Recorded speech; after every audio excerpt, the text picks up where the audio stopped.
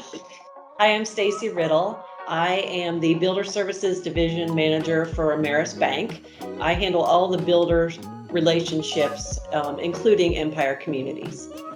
Hi, I'm Ronda Crow, and I'm the mortgage lender at Ameris Bank Mortgage, one of the preferred lenders at Empire Communities. I've been working on the Empire account for about 3, maybe 4 years now, and Empire Homes, Empire Communities absolutely does the best job in Atlanta in the best areas, how they put their products together, and how quickly they communicate to the lenders.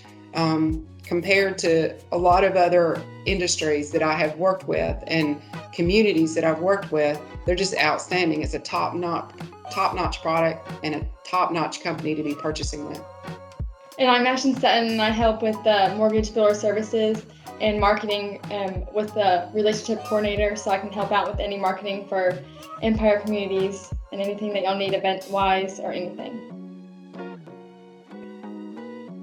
Okay, so the first thing you need to do to buying a home is to get pre-qualified, and whenever you think about it, just get pre-qualified, and that's all you have to do. So to get pre-qualified, all you need to do is fill out one of our application links, fill out your information. We will take it from there. We'll look at your credit, your income, your assets. It's a very quick process. We can get you pre-qualified within a matter of minutes once you sign the application with us. You need to start talking to your lender right away, right at the very beginning of your home buying process.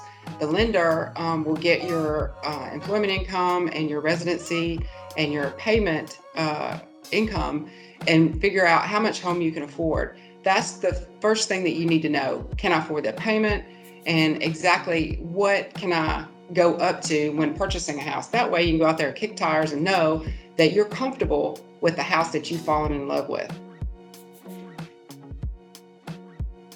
So what you need to get a loan is we need to look at your income for the last 2 years, your assets so that you have money for down payment and closing costs, and your credit history. And all three of those are very important elements to getting the mortgage. So we'll be asking for the documentation to support those as well.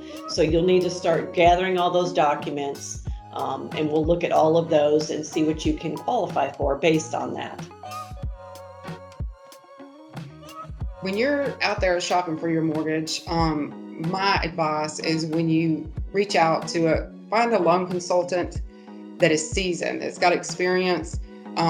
They've ran into so many different situations and helped so many clients with history that they can quickly determine what your needs are, and especially somebody that you can communicate with well, that you feel whenever you call and whenever you text. And there's so many different forms of communication now. Sometimes I tell my clients, send a smoke signal. I will respond, because this is the biggest purchase most clients will ever make, and the biggest mortgage that or loan that they will ever actually take out in their lifetime. So you want somebody that will take the time to go through all the details of purchasing a home, instead of just throwing a payment at you or a interest rate at you. It's not about just the interest rate. You want somebody that will explain all those numbers. There's going to be a lot of numbers that you're going to see, and how they work, and how your escrows work, and what your down payment's going to be,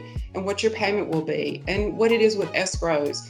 It's just a lot of information, and you definitely want to find somebody that you can build a rapport with and trust with your that big note that you're fixing to take on, and never feel like you're in the dark. At Ameris Bank Mortgage, I have a team of people around me. I have an assistant she worked in the realty world, and then I hired her as my assistant, and she's so good at communicating with the clients. She understands them from a place that most lenders can't, because she's held their hand and she's shown them the house. She works hand in hand with me right now. And then I have an amazing processor who does nothing but works with builder deals, which new construction is totally different from like resale. When you're buying a new home, you want to think about, I'm going to be buying this house right now, but I might not be moving until 6 months from now. Does that lender offer rate protection? Does that lender stay in touch with me throughout the process? That's what my team does. And then I have just an amazing closing department that has that package, has everything prepared and at the table on time, and communicates with exactly what those numbers should be.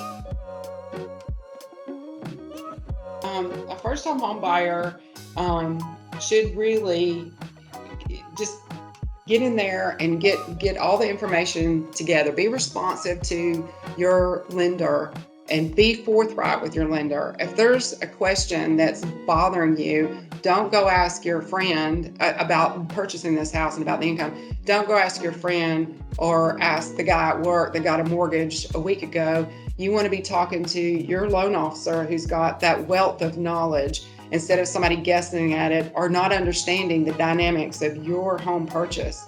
And other than that, I would tell first-time home buyers, save some money, okay? You do need some money. It's a big purchase. Save your money. Don't move it around all over the place. That makes the situation or the process more complicated the more you move your money around. Don't quit your day job, okay? Don't be changing jobs in the middle of the process. You want to be steady. You want to be secure in your job situation, your finances, and of course, don't be opening new credit. Don't go out there and buy the furniture. Don't go buy the new refrigerator before that loan closes. The lender has taken the time to look at your liabilities and your income and make sure all this works. And from the time you start that process of I want that new home, and they complete that new home 6 months later, a lot of things could change in that 6 months, and you need to keep things just like it was or as close as you can and improve the situation, not deter the situation, so that in the end it's a smooth process. We just update what we already know and you go right through the chute. In those 6 months, it's always like difficult and complex for the lender if you've done something like go buy a new Corvette in the middle of the process. That is not a good thing to do. But other than that, just keep your finances, keep your ducks in a row. Know that the lender is making a decision based on your ability to pay. So you don't want to pay things late, and just keep working to improve your qualities as a buyer and as a borrower so that, the whole process goes smooth in the end. You can get into a home with low down payments. And I think the average first-time home buyer for the Atlanta community would probably be a 3% down buyer or a 5% down buyer. There are 100% top programs out there, but the majority of those are income-based type products that is already predetermined by the government. So based on zip code, this particular area can only have an income of X amount. Each area is different. Each client is different as to what their income is. So you've got to just get with a good lender who knows all those aspects. So all those things can be taken into consideration, and you can determine which one is the right way for me. Is the cheapest down? Because sometimes it is great to get in just as low money as you can, but then you also want to consider payment. It's a trifecta of a lot of different information to help you make the decision to choose the right product as a first-time home buyer.